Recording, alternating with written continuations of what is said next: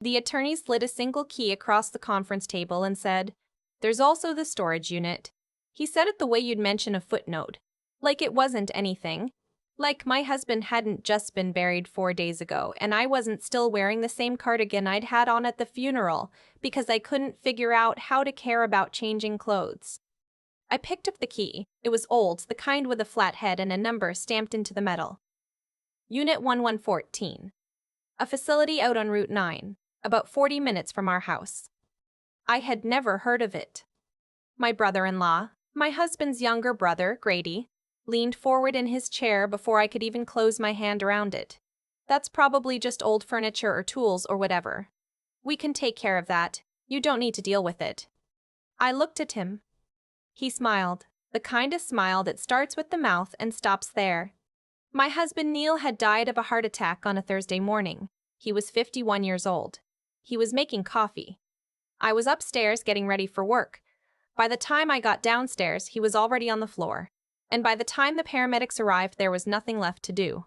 That's how fast it happened. That's how little warning I got that my entire life was about to be divided into before and after. We had been married for 9 years. We did not have children together. I had a daughter from my first marriage. She was 17. She was with me. She cried for 2 days straight, and then went quiet in the way teenagers go quiet when they don't know how to hold something that big. I held her every night that first week and didn't say anything either, because there wasn't anything to say. Neil had been good to her. That mattered to me more than I knew how to express at a funeral. But there was the key. Unit 114, a storage facility I had never once heard him mention in 9 years of marriage. Grady had already moved on to talking about the house, about the car, about the life insurance. He was efficient about it.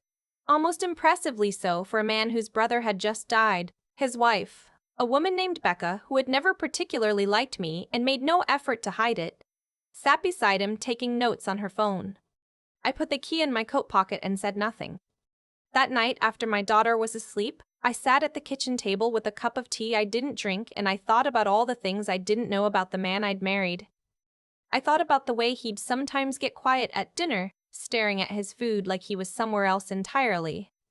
I thought about the weekend trips he took twice a year, always alone, always for what he called just decompressing, always to some place vague, like upstate or out toward the coast. I had never pushed. I trusted him, or I thought I trusted him.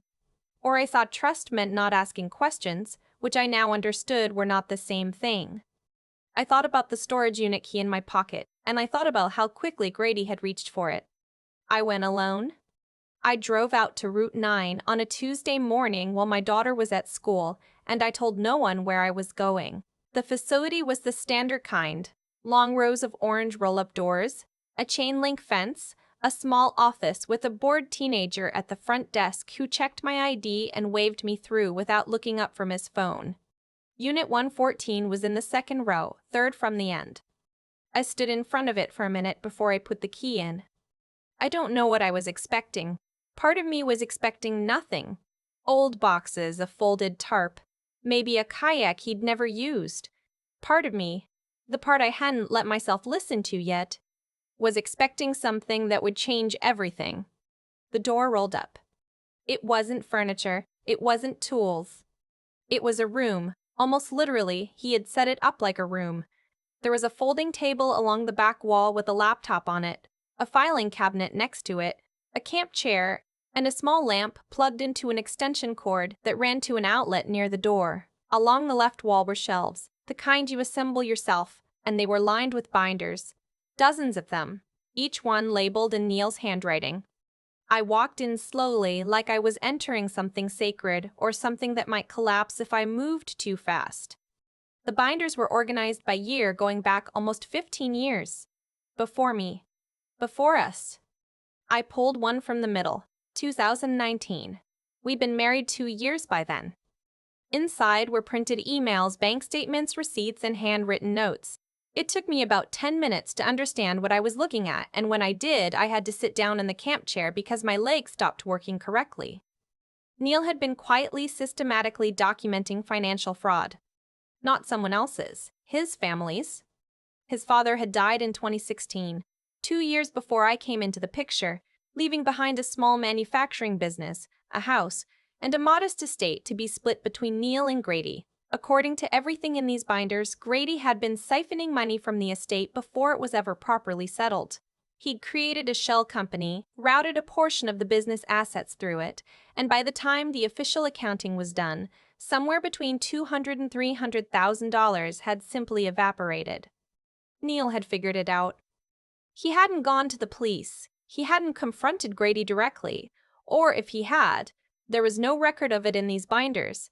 What he had done was spend years quietly building a case, collecting receipts, printing statements, cross-referencing transactions, writing careful, meticulous notes in the margins of documents the way someone does when they're not sure what they're going to do with the information, but they're absolutely sure they need to have it. There was a yellow legal pad on the table next to the laptop.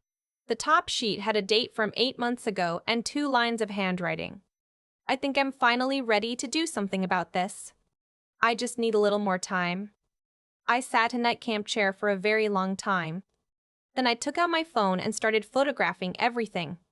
I didn't tell Grady what I'd found. I didn't tell Becca. I did tell my daughter. Not everything. Not the financial details, but enough.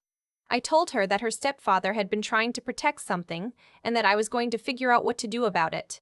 She looked at me with her father's eyes, my first husband's eyes, the same careful, watchful expression, and she said, "Do you need me to do anything?" She was 17 years old. I told her no. I told her she'd already done enough just by being a good kid. What I did do was call a lawyer, not the one who handled Neil's estate, a different one, someone a colleague had recommended, a woman named Joanna Ferris who had a small office downtown and a reputation for being the kind of attorney who didn't blink at complicated family situations. I brought her the photographs first, all of them, organized by year, the way Neil had organized the binders. She looked through them for a long time without saying anything. Then she set her reading glasses on the desk and said, "Your husband did good work." "He never got to do anything with it," I said. "You can," she said. Here's what I learned in the weeks that followed, and I want to be honest about how hard those weeks were because it's easy to tell the story now that I know how it ends. At the time, I was a widow who was also grieving the discovery that the man she loved had been carrying something enormous and hadn't trusted her enough to share it. Those two feelings, missing him and being furious at him, sat next to each other constantly and made everything harder. I understand now why he didn't tell me. I think he was ashamed of his family. I think he was trying to protect me from having to be in the middle of it. I think he kept planning to handle it himself and then not handling it, the way people do with the things that hurt the most. I also understand now that protecting someone by keeping them in the dark doesn't actually protect them. It just means that when something happens to you, they're standing in a storage unit holding a legal pad with your handwriting on it, learning your secrets alone. Grady called me 3 times in the 2 weeks after my visit to the storage unit. Each call was friendly, even warm in a way that set my teeth on edge. He wanted to check in, he said. He wanted to make sure I was doing okay. He wanted to talk about the estate, specifically about a piece of commercial property Neil had owned, a small warehouse outside of town that had been in the family originally and that Grady felt should probably stay in the family. The first time he called, I said I wasn't ready to make any decisions. The second time, I said the same thing. The third time, I let it go to voicemail. Becca texted me the following Saturday. She said she'd been worried about me. She said she thought it might be good for us to have lunch, just the 2 of us, and she added a heart emoji at the end, which was so out of character for her that it was almost funny. I did not respond to that text. What I was doing instead of responding to Grady and Becca was working. I was meeting with Joanna. I was going back to the storage unit and going through every binder, every piece of paper, building the clearest picture I could of what Neil had put together. I was learning words like estate fraud and fiduciary duty and civil liability and statute of limitations, which is the kind of vocabulary that nobody wants to need, but that turns out to be surprisingly learnable when you're motivated enough. My daughter helped me organize the digital files. She was better at it than I was. Faster, more systematic. She made a spreadsheet. She color-coded things. At one point, she looked up from the laptop and said, Very matter-of-factly. Uncle Grady stole from Dad's family, didn't he? I said yes. She went back to the spreadsheet. The thing about being the one who got left behind is that you don't get to choose what you do with what you've been given. It's already yours. The question is just whether you're going to do something with it or let it sit in a storage unit until the lease runs out. Joanna sent a formal letter to Grady's attorney on a Wednesday morning in November, 4 months after Neil's funeral. I don't know exactly how Grady reacted when he got it. I can imagine. I know that within 24 hours he had called the estate attorney, and within 48 hours he had called me. Not the warm, friendly version this time, but a different voice. Tighter, with an edge in it that I recognized as fear even though I had never heard him scared before. He said the documents were taken out of context. He said there were explanations. He said Neil had understood what was happening and had been fine with it, which was, given the legal pad with the handwriting on it, almost impressively false. I said, "Grady, I think you should talk to your attorney." And I hung up. What followed was several months of legal back and forth that I'm not going to walk through in detail because honestly it's exhausting to explain, and most of it happened in conference rooms and in email chains between attorneys. What I will tell you is this: Grady settled, out of court. The amount that came back to Neil's estate, and therefore to me, was enough to pay off what remained of the mortgage on our house, put a significant amount aside for my daughter's college, and still have something left over. His attorneys framed it as a resolution. Joanna called it accountability. I called it Neil finally getting what he'd spent years trying to build toward, just without him there to see it. I still have the yellow legal pad. It sits on my nightstand. I know that probably sounds strange, but I look at it sometimes. Just that top sheet, those 2 lines of handwriting, and I think about the kind of person who spends years doing careful, painstaking, unglamorous work because he believes something is wrong and someone should do something about it. The kind of person who never quite gets to the part where he does it himself. I finished it for him. I don't know if that counts as closure exactly. I don't think grief works that neatly, but it's something. It's not nothing. My daughter was accepted to 3 colleges this spring. She's thinking about pre-law. She says it's because of the spreadsheet, because of those months watching me learn a language I never expected to need and use it to do something real. She said it made her want to know how to do that too. I think Neil would have liked that. I think he would have liked her if he'd gotten more time with her. I think he was getting there. The storage unit lease renewed automatically for another year before I remembered to cancel it. I went out one last time to collect the last few things I hadn't taken yet, and I stood in the empty unit for a minute before I rolled the door back down. I thought about him sitting in that camp chair with a printout in his lap, alone with something he didn't know how to finish. I thought about the key sliding across the conference table and Grady's hand moving toward it. I thought about what it means to be trusted with someone's unfinished business, even when they didn't technically mean to trust you with it. Then I got in my car and drove home. There's a version of the story where I never opened that door, where I let Grady have the key or let the unit expire or just never find the nerve to go out there alone on a Tuesday morning and see what's inside. I understand that version. I was close to it more than once. But here's what I know now that I didn't know then. The truth doesn't need you to go looking for it. It just needs you not to look away. The key was in my pocket. The door was right in front of me. I opened it.